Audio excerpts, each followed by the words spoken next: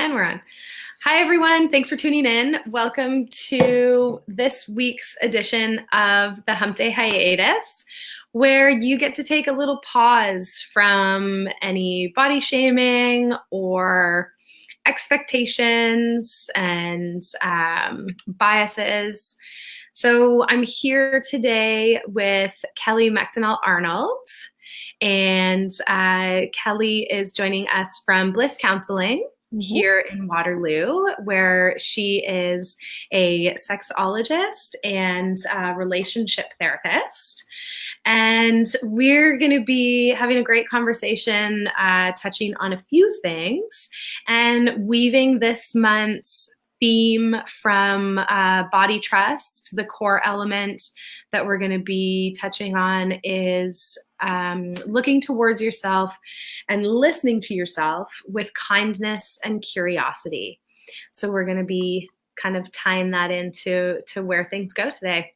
Yeah. So thanks for joining us, Kelly. Well, thanks so much for having me. My pleasure. So we will get started. If you'd like to share just a little bit about yourself. Yeah. Like you said, I am a sexologist and relationship therapist at Bliss Counselling. So it's a small private practice in Uptown Waterloo. And I work with incredible colleagues, and we all specialize in different forms of therapy. And there's a couple relationship therapists here. There's a couple sex therapists here. There's EMDR therapists, hypnotherapists, like cognitive behavioral therapists, dialectical behavioral therapists, like you name it. But we all believe that we want to be operating in a way that's authentic for us as therapists. And so we all specialize in forms of therapy that feel congruent with our passions and who we are. So yeah, so thank you so much for having me though, because I think the work that you're doing is so important, especially working with clients myself. Yeah, it's just like to empower people to just embrace who they are and accept their bodies. Like it's beyond powerful and important work. So thank you for doing your work. Thank you. And so I'm curious, so you had touched on, in your practice, all of the therapists and everyone that's in the office at Bliss, you kind of focus on what you're passionate about and what's congruent with where you're at and your beliefs. And so how did you get into doing the work that you're doing? Yeah, great question. So I've always been just fascinated and super curious about human sexuality from a young age. I grew up in a really healthy household where my parents were, probably a little bit taken aback by my curiosity, but at the same time, always open to answering my questions honestly with scientific, evidence-based information to the best of their ability, or they were always open to trying to find the information to give it to me. And then I ended up becoming, by nature, just a resource for my friends, like the go-to person. If they had questions, I was constantly like bringing up things like, oh, like, how often are you guys masturbating? And they'd be like, whoa, like, we don't masturbate. I'm like, what? Like, yeah, you do. You're just like not admitting it, I think. Yeah. So I would just always be having these conversations. So I feel like my personality really is like, I can be pretty out there. Like my partner and I even joke around. He's like, how do you get away with saying half the things that come out of your mouth? I'm like, I don't know, because I'm not saying it to be offensive or degrading, but I am trying to just push past those barriers where it's just like, well, why can't we just talk about this stuff, right? So Yeah, exactly. More often than not, people are having sex at some points of their lives. We are all sexual beings. We were born with sexuality. And so I just think like it needs to be something that needs to be talked about. Otherwise, people are just learning from the movies or Hollywood or pornography, and it's setting us all up for unrealistic expectations about what's involved. So I just kind of kept going with it. I was thirsty for so much information, and then here I am. That's awesome. It's definitely in our culture, it's definitely still very much a taboo subject to talk about these things, and even to talk about bodies, especially the female form, right? It's there are very few ways that we see female bodies that are not objectified and are not sexualized. And so, it kind of puts this conversation in a weird and uncomfortable place for folks, when to me as well, like it should be as normal as, talking about all of the other things that you did in your day. Exactly. Especially with like safe, comfortable people, because it is a vulnerable topic too, right? It's deeply Absolutely. personal, but you should feel comfortable enough, or work on your comfortability. Because of course, if you're not raised that way and society doesn't set us up to feel comfortable or like we measure up, to try to challenge yourself to embrace those conversations with people you feel that you can trust and be vulnerable with. Yeah, that's a really important piece of things as well. I something that I remember hearing Brene Brown say was that you can be careful who you share your story with, because not everybody's going to hold that. And so having those people that you trust, super, super important. And then I like that if you are being vulnerable in that capacity, you're basically setting a precedent and giving other people to do the same, right? Yeah. So that's the part that I think, like, if you can be brave or courageous enough to open up and start that dialogue with some of your closest, your nearest and dearest, then you're giving them permission to do the same. And then we're less alone in our experiences, and then we're learning from each other and growing together. So yeah, I agree. Yeah, that's awesome. And so I know I had like posted on some of our promos for the chat and things like that.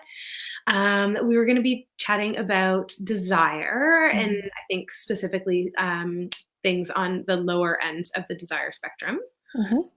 And so I'm curious, where would you like to start with that one? Yeah, sure. So this is something that I talk about all of the time. And I even say like about 60% of my caseload of when I work with clients, it really is about desire discrepancy, where one person will have higher desire and the other person might have lower desire. And then that could even change throughout the relationship too, where you switch spots, or just differences in sexual preferences as well. So I really specialize in helping individuals and partners and relationship configurations of all kinds try to navigate those discrepancies within their sexuality. Okay. Yeah, so where do you want to start with the desire? I think one thing that comes up frequently, and I say this all the time too, is I think females particularly, or women in particular, they end up being in a caretaking role and a nurturing role. And so when they're so busy taking care of others, it's harder to retreat inside of your own body and inside of your own pleasure and inside of your own sensation to experience excitement and pleasure. So there's an element of selfishness to desire. So trying to help people to work through that piece of it where they're putting themselves first and they're putting their wants and needs first, or carving out space to just be in that experience and be curious and open to seeing what feels good and what feels exciting, what feels pleasurable. Yeah. And so when you said when there's a piece of selfishness there, for me, that doesn't carry negative weight, but I feel like for some folks out there, right, they really struggle with that aspect of things, of saying, okay, no, I'm actually going to put my needs and my desires ahead of some others for the time being. And I know that's really, really hard. So is there anything that you would recommend for folks who are kind of at that place of thinking like, okay, so I'm maybe going to start to explore some of my own desires, and not even when it comes to intimacy, right? But just in general, so that they can start to get to that place of being, like you said, in their bodies and noticing and, what sensations they like and experiences they want. Is there anything that you can recommend for folks to maybe take that step towards starting to put themselves first so they can get there? Yeah, I think exploring how you can tap into your desire. So just spending time with yourself a bit, and trying to transition from certain roles. So if you're in a job where maybe it's not super sexy, or you are the predominant caretaker within your family? Like, is there a ritual or a transition that you can do to put the domestic tasks aside, or the job, you get home and you maybe want to have a quick shower and change into something where you feel more relaxed? So you have the opportunity to reconnect with different parts of yourself. So instead of layering on role after role after role, and try to engage with playfulness, try to engage with activities where you're not responsible for everyone else. Being a little flirtatious and sensual, embracing your own sexual self. I think just being curious and exploring different sides of yourself will be important, but being mindful that you might need to shed a role that you are in that might be stifling your desire, if that makes sense. So something that's coming to mind for me, because I've done a ton of work lately in the community with new moms. And I find that, this is really a hot topic with them for a number of various reasons. But one of the things that always comes up are the expectations, right? And the things that are portrayed by the media or even other people's experiences that aren't similar or congruent, right, to our own. Yeah. And we have all these ideas and expectations of where we're supposed to be at, which I find ultimately kind of hinders that ability to connect in, because we're not able to be where we're at. We're constantly wanting ourselves to be somewhere else. And so I'm wondering if, is there a way that we can start to kind of, again, step away from the expectations and the external so that we can start to listen a little bit more to our own wisdom? Yeah. I think you're hitting on a lot of important pieces there. Where if we are being hard on ourselves, so if we aren't in a place within our relationships with ourselves where we don't want to necessarily make love to ourselves, why would you feel like someone else wants to make love to you, if that makes sense? So setting yourself up so you are cultivating and fostering and nurturing a strong relationship with yourself, your body, your relationship. So then, therefore, it becomes easier to explore in the presence of another person. Because if you are already holding yourself to a certain unrealistic standard or concerned about expectations, and then you invite another person or persons into the mix, more times than not, your sex life is going to become about the other person or people. So what can I do to make sure that, I'm not doing anything wrong? Am I doing this correctly? Or maybe I'm taking too long, or maybe they're getting bored of this, or it becomes the other person. So it really is about cultivating and nurturing that relationship with yourself. So then you have the confidence and security to be able to ask for what you want in the bedroom.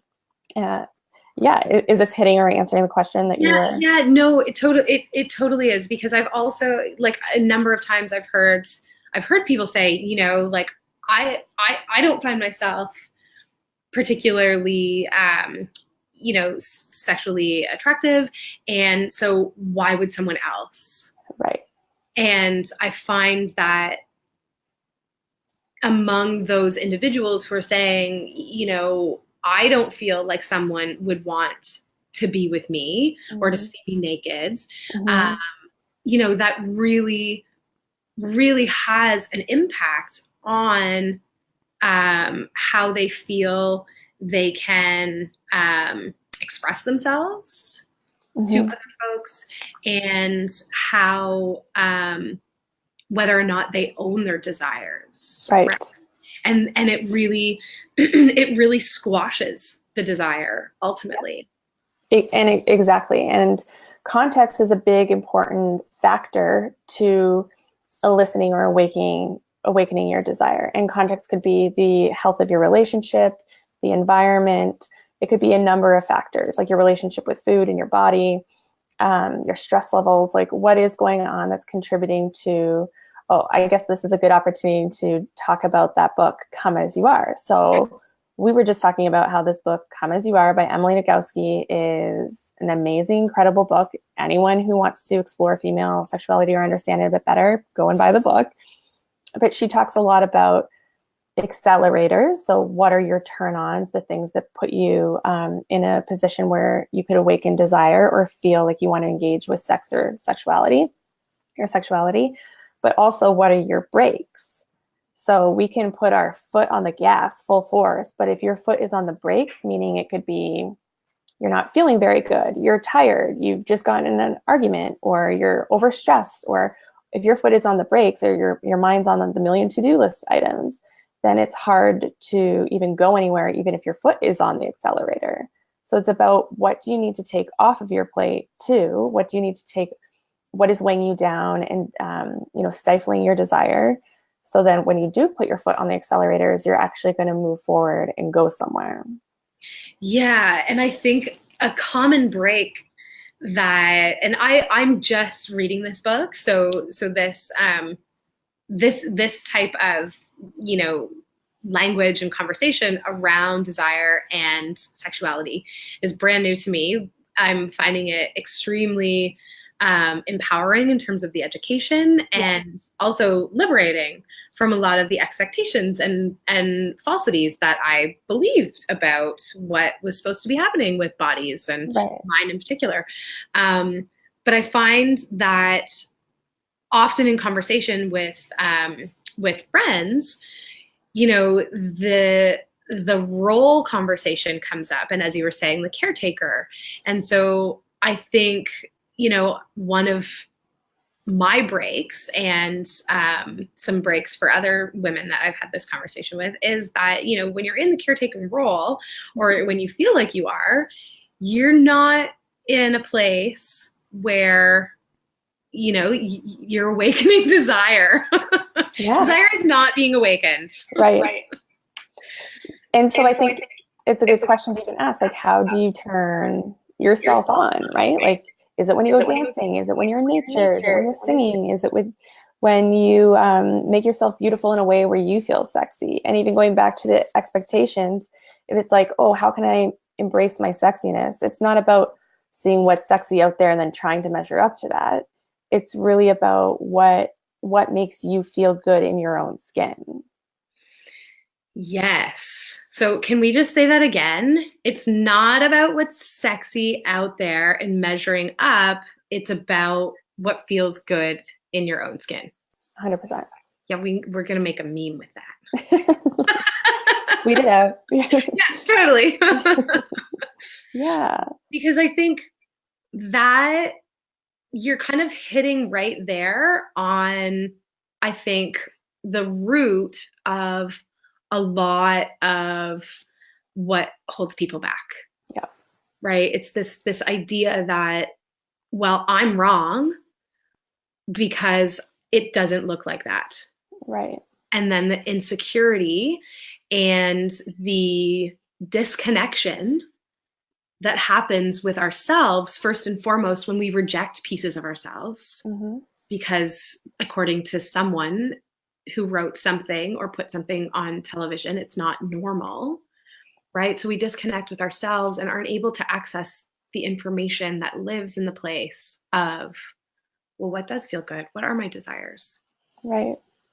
So that curiosity and kindness, where you're being kind to yourself and taking care of yourself and being curious with yourself. And another thing that I go over a lot with clients that I work with is something that maybe felt good when you first got together with your partner. If you're in a longer term relationship, your body changes, you change, your wants and needs change. So having that element of curiosity throughout your sex life and throughout your relationship is so crucial to keep expanding and exploring and bumping up against your edges, right? Because if you're always playing in your comfort zone, things can be a little boring. It can be like you're having a type of sex where you're just like no longer interested in it because you're like, I know exactly what I'm going to get. I don't feel like it.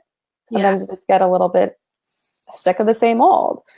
Yeah. So not that every time it all has to be fireworks and passion and novelty and newness, but once in a while, can you go a little deeper with yourself and with another and think, oh, this is something new, exciting. I've pushed up against my edges. And then that sexual stimulus will feed your desire going forward too.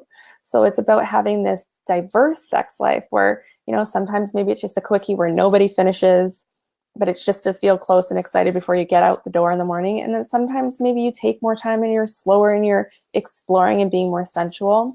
But if it's always the same, then how are you evolving and growing and nurturing and being curious, and really getting the most out of your experience? Yeah. And so I wonder, do you see any patterns at all? I'm just curious with, like, the longer people are in relationships together, does it get harder to have these conversations? And I'm just thinking because you kind of get into a groove in life in general, right? And you think like, oh, I've been with this person for X amount of time. I know them. And so you just kind of make assumptions about, what they want, where they're at, and with yourself as well. And I can see it being something that could even maybe be potentially harder to do once you've gotten to a place of familiarity. And comfortability. Yeah. And just kind of thinking like, oh yeah, it once worked. And, maybe there might even be a little bit of shame that comes up for thinking that you don't know what somebody wants. And so that could be a layer of difficulty in having the conversation as well. 100%. I think that's why it's so important to have standing, open conversations about your sex life going forward, even if it's just a pulse check. However, if someone's in a position where maybe it's been a couple of years and they haven't had the conversation, it's just even about opening the door. Looping back around to what we said before, if you're going to be courageous and vulnerable and put yourself out there in a loving, supportive way, then you're giving your partner or partners the permission to do the same. So I'll say, if you're in a really healthy relationship, and I think everyone can attest to this, that you don't want to be having sex with someone who's like not into it, right? And you want to have a type of relationship where you don't always have to be faking it. Sure, not everyone's going to climax and all the time, and that's it too. Like sometimes wanting sex is just about to be close together and just being affectionate in that way, or having an experience. It doesn't necessarily have to be, well, I'm not in the mood where I'm going to climax and da da da da. It doesn't need to be that way all the time. Again, sometimes it can just be for that emotional closeness or physical pleasure without it being goal oriented. I think that's a big piece. Like, please try to stay away or break or disrupt a pattern of where you're always focused on goal oriented sex. Yes. Because that can be really off-putting too, because then, people will think, oh, I can't satisfy my partner, or I don't want to fake it and I don't want my partner to think they're not doing a good job, so I'm just going to steer away or stay away from sex. So I think having the conversation, and if you haven't had the conversation in a while, number one, ask for permission to have the conversation. So, hey, there's been some stuff on my mind. I would really love to, all good stuff, just maybe wanting to take things to a different place or a new level.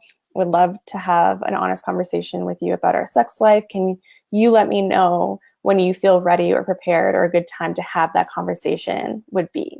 Instead of just springing it on people, number one, don't just spring it on people if you're not used to having it. Yes. Yeah. Totally. Is there anything that we haven't touched on that you find comes up pretty regularly with the folks that you see when it comes to kind of the desire conversation, or even, we've touched on embodiment a little bit, which I'm getting a sense for you is kind of like a necessary experience that we can have with ourselves in order to be able to get to that place of igniting desire? So I mean, I could say a million things right now. I don't even, my head is just like, okay, so a couple things that I'll just throw out there would be keep the conversation going. Maintenance sex is good sex too. So meaning that a quickie here and there can be good, but also taking the time and relishing in your own pleasure. So another thing I'll say is sometimes when I'm working with women or females, they'll feel like it takes them too long. Whereas males can become aroused within a few minutes, whereas females, it can take 15 to 20 to 30 minutes to become aroused. So it's a whole other ballgame. So and this is for the majority. And so for the dominant discourse, you need more time in order for climaxing to take place. And 75% of females require clitoral stimulation in order to climax.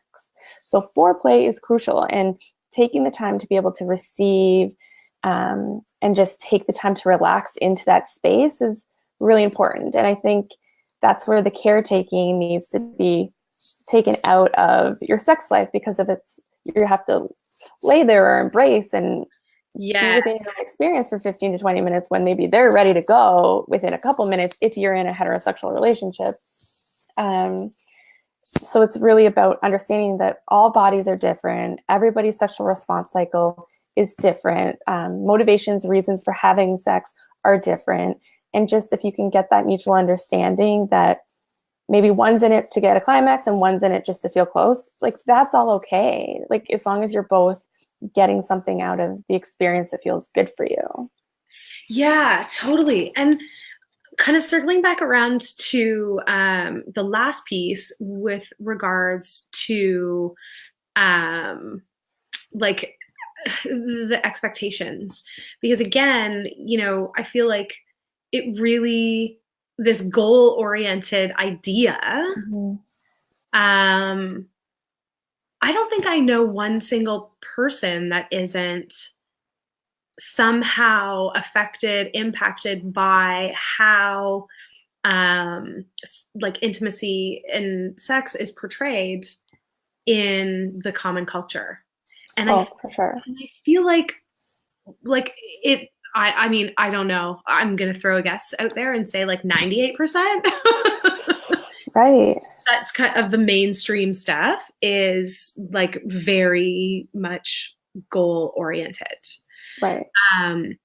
Are there any resources that you can recommend or suggest where people can, I mean, we've brought up the Come As You Are book. And is there anything else that you can throw out there that would help folks to kind of start to explore intimacy in a different way?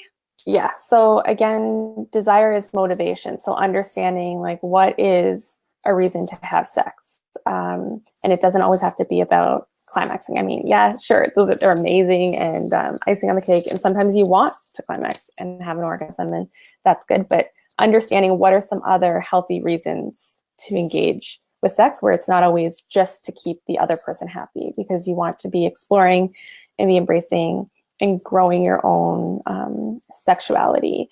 Esther Perel is another really great resource. She wrote Mating in Captivity. And that is a really exceptional book about how to keep eroticism and desire alive in long-term monogamous relationships.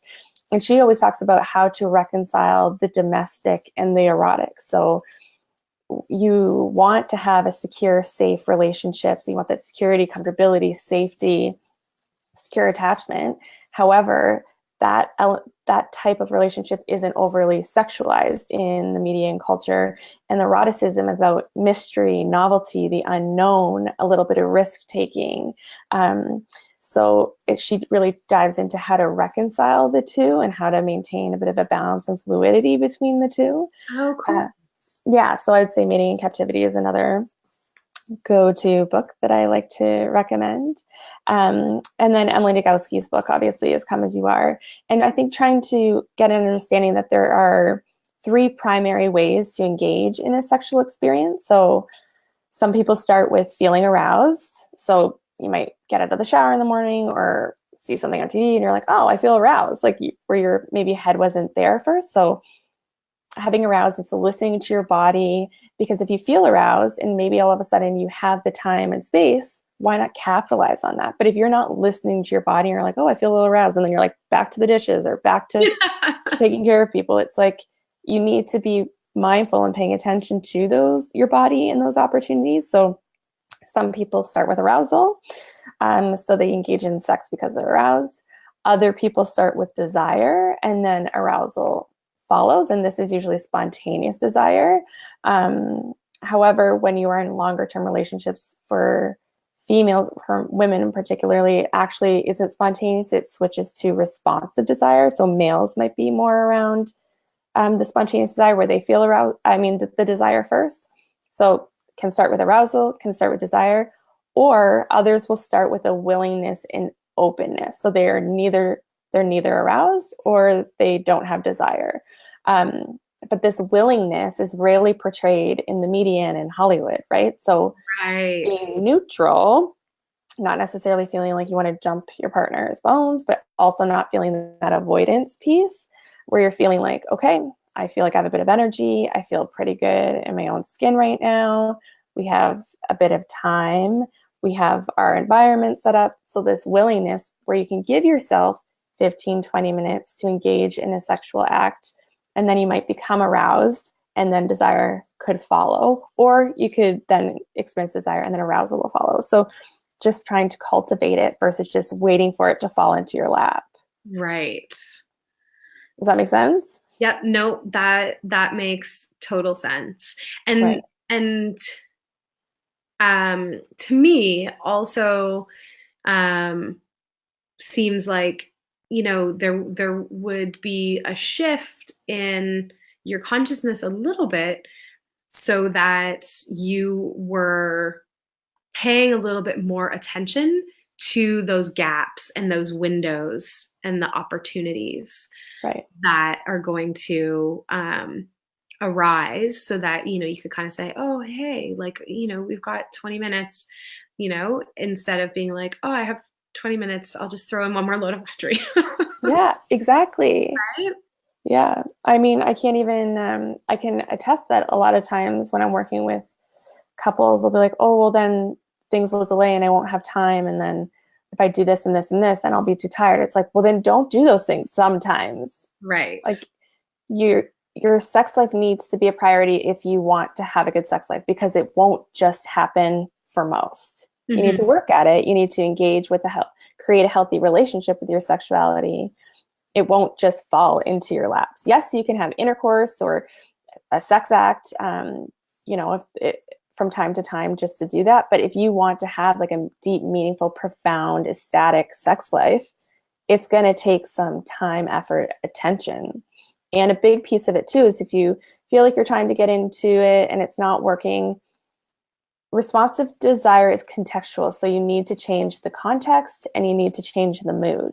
So if you can just even start by playing around with those two things. So context meaning like, is there something else that we could do, like location wise or type of sex that we're doing, like a stimulus wise, incorporate something new, or the mood. And, you know, Esther Perel will even talk about in incorporating an element of a third, and this doesn't necessarily always mean a third person, but a third energy. So whether that's you're out at a party and you see your partner in their element and you see, maybe you've heard their jokes 100 million times and you're like, oh, this one again.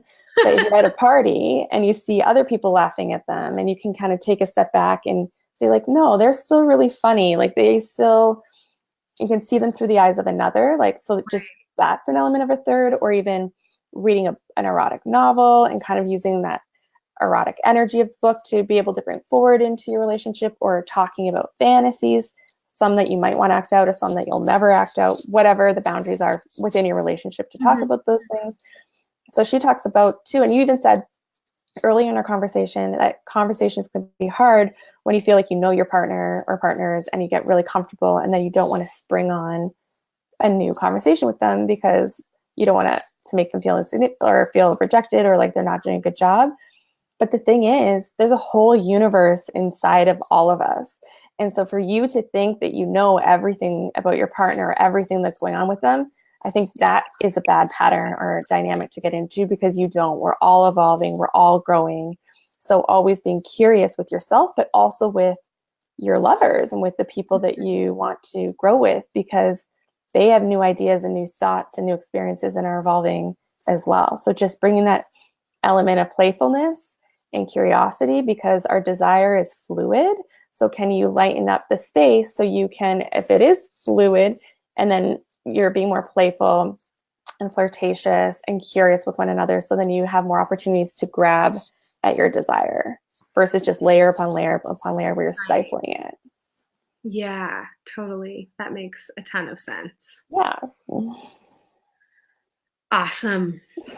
So I'm conscious of the time. Yeah, sure. So I think,